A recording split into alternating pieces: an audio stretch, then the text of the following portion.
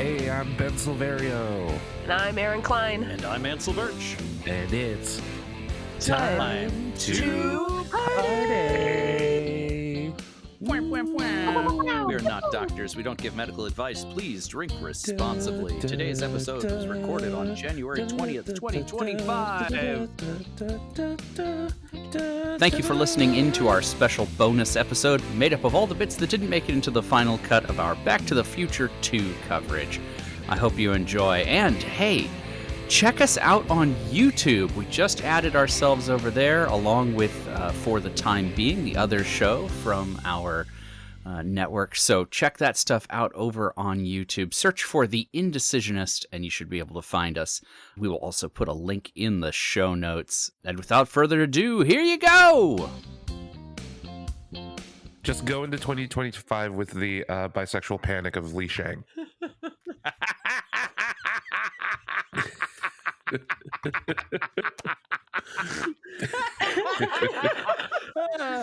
Oh, you're hot. Why are you hot? Oh, okay. That poor confused little boy. Oh my god. I would say he'll figure it out eventually, but it's feudal China. He's not gonna. He's not. Hey, they're still together, right? Like, they're at Disneyland right now. Like, good for them. I'm sure Listen, Mulan puts on the armor from time to time. is Mulan a direct interpretation of Twelfth Night? Or does it just feel like it? I think it just feels like okay. it. I think there was a Legend of Mulan before. Okay. Mm-hmm. It's specifically the boy into, oh, you're a girl. I'm kind of into it either way. Like, that's how Twelfth Night ends, basically. Mm-hmm. So. True. I'm sure the writers were inspired by that, like in the character choices. That would make sense. Because Funny story about Li Shang. I met BD Wong when I was younger at a film festival. Oh. What? And, I was talking about, I was just like, man, I'm such a big fan of yours. I love Mulan. I love all these other things. We're talking about All American Girl for a second, which was the very first Asian American sitcom, starring Margaret Cho. I didn't realize that. That's yes. Yeah. Highly recommend seeking it out. It's not great, but it's a great first step. Margaret Cho did her best. She did the despite best, what the networks were doing to her. I was going to say she did the best with what she was possibly allowed to do. Yeah. But I mean, BD Wong played her brother. Amy Hill was on it. It's so good. But not.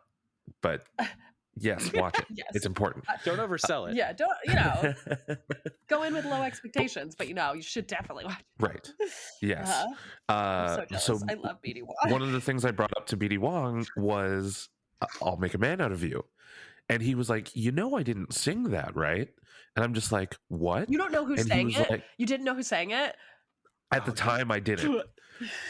Oh, what a thing to discover. What a thing to discover from BD Wong.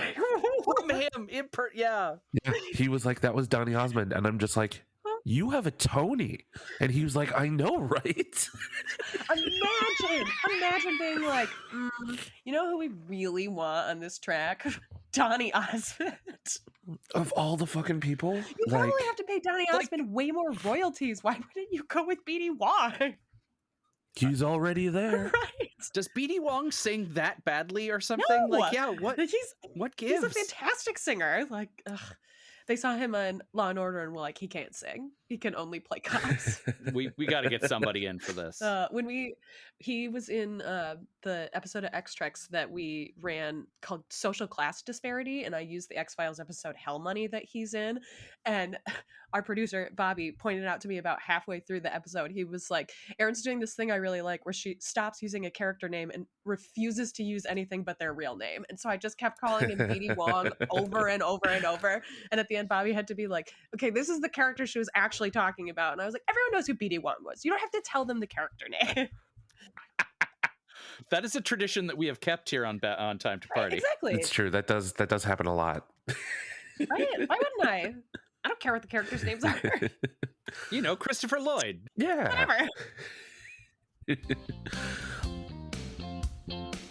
You know what we didn't do? The synopses. Oh. Not too late. Whoops. Not too late. Well, we'll fix it in post, right? We'll put we'll put it where it needs to go. Okay, we'll do it live. Yeah, we'll do it live. Did you see what they did to It's a Wonderful Life? No. Okay. Did they pull it? So Prime Of course. Video has 3 versions of it on their service right now. The original black and white, the color one, and the abridged version. Oh, the TV version? What? No, not even the TV version. The abridged version basically takes out all the Potterville stuff. What? That's what the Yes. fucking movie's about. It's what the fucking What? movie's about. What the fuck? Why? I What? don't understand it. Why I would don't get it. I don't know why they would do it. So he's It's just depressed for no reason? There's just no explanation for why he's so fucking depressed? not. I mean, it stops at the bridge. Like the And whole movie? then- No. Like the so it goes up until the part at the bridge, and then Clarence saves him, and then he goes back to the house. It's fucking ridiculous. I have no idea why this exists. There's no good reason for it. It's I'm offended. I am is too. what I I am. hate Right. that. I hate I that. hate it so much. But I do have a much better It's a Wonderful Life memory that I created this year, Ooh. because at the Egyptian Theater they were playing it. So I bought tickets for my parents and my aunts, and we all went to go see it. I also bought us matching shirts. Nice.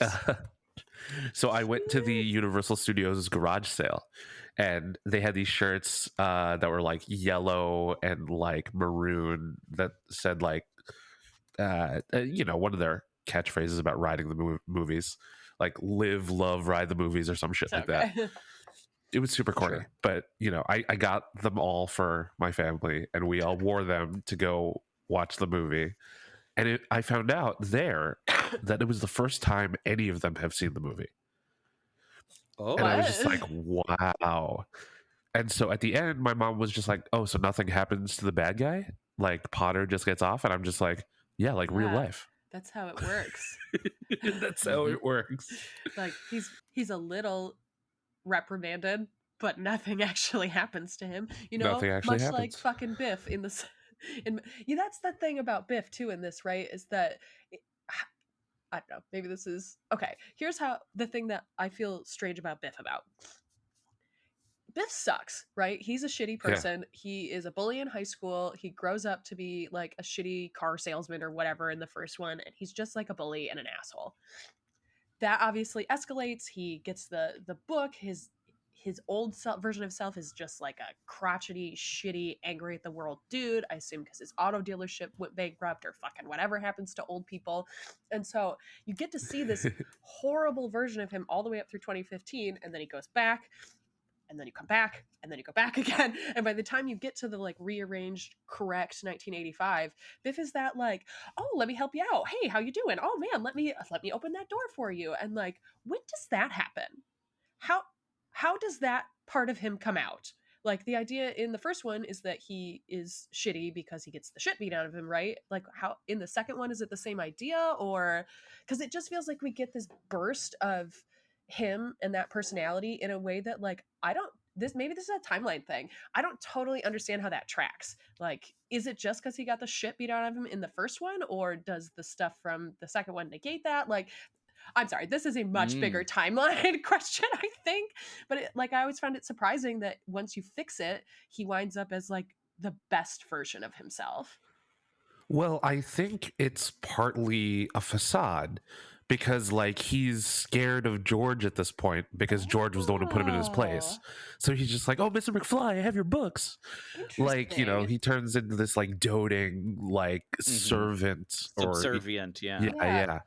But just to George, because like when he thinks someone's fucking with their car, he's just like, hey, butthead. Yeah. Oh, hey, Marty. That's true. You're right. He's still an asshole. That's right. Yeah, That's he's just true. He scared. just of puts George it on for some the reason. McFlys. Man, that just totally flew past me. You're right. Man, what a strange. Anyway, I love Biff. I think that he's a very fascinating character.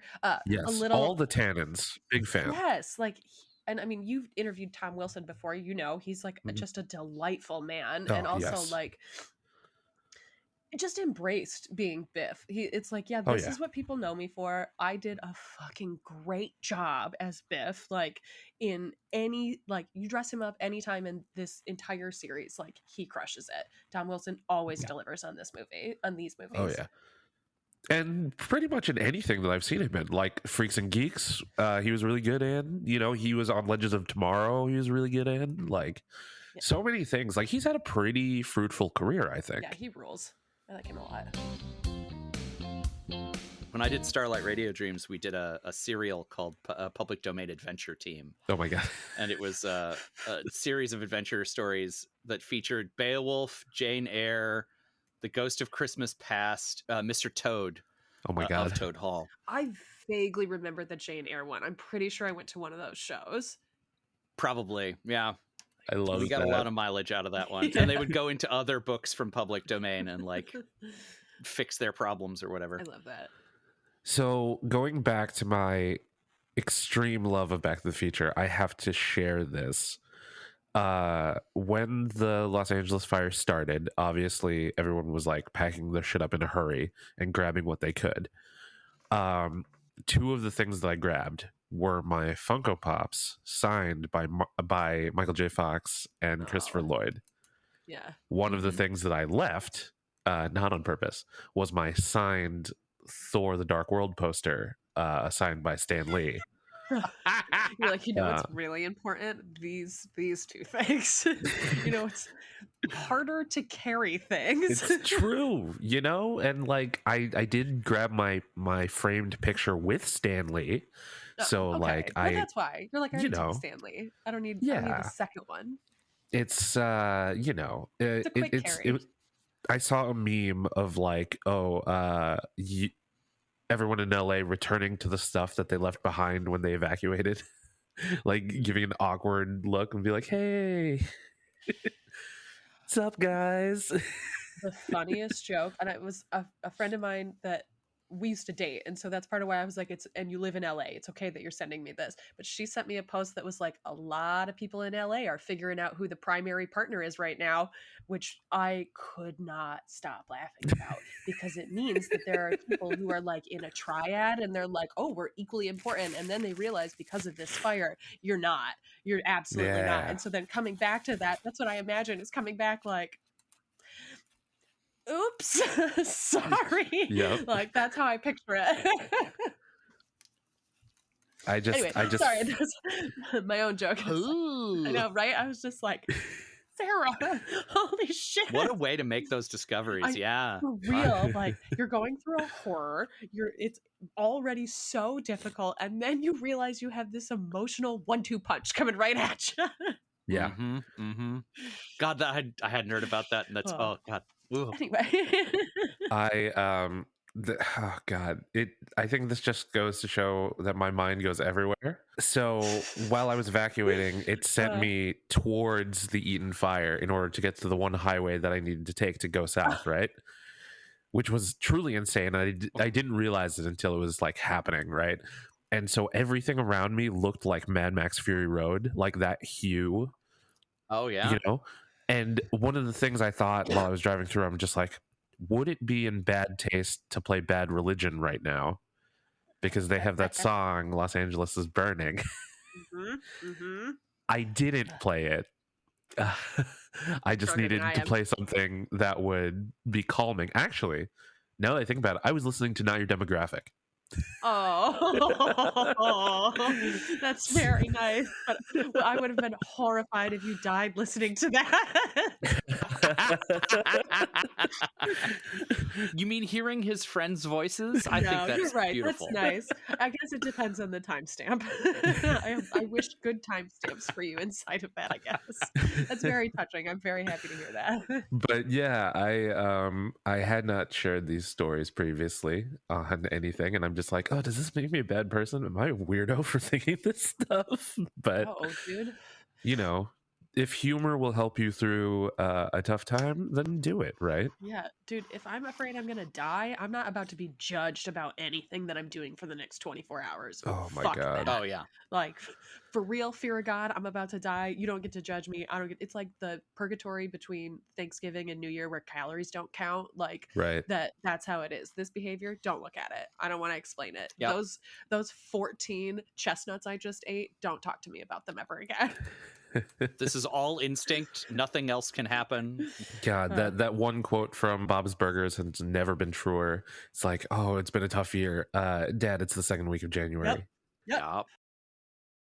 You can find us on the internet. I am at bsilverio20 on Instagram, X, Letterboxd, Blue Sky, all that stuff. You can find me at NYD Urgency on Instagram. You can find me at The Indecisionist on Blue Sky and all the meta properties. This has been an Indecisionist production. Special thanks to April Moralba for our podcast art, and to Marlon Longid of Marlon and the Shakes for our amazing theme song. Yes, and if you still use social media platforms that have hashtags, you can use the hashtag #time2party to join the conversation. That's time2party. As well as time the number 2 party, all spelled out. Thanks to Warwick. Thanks, Warwick. Wow. Until next time, friends, be excellent to each other. Party on, dudes. Is that it? Yep. Yes. It's like riding a bike. I was like, I know this. I know this. Do you want to say it again with Yeah, confidence? sure. Or we could keep No, that one. keep it. We'll do it again. We'll do it again on the next We'll one. do it again later. Yeah.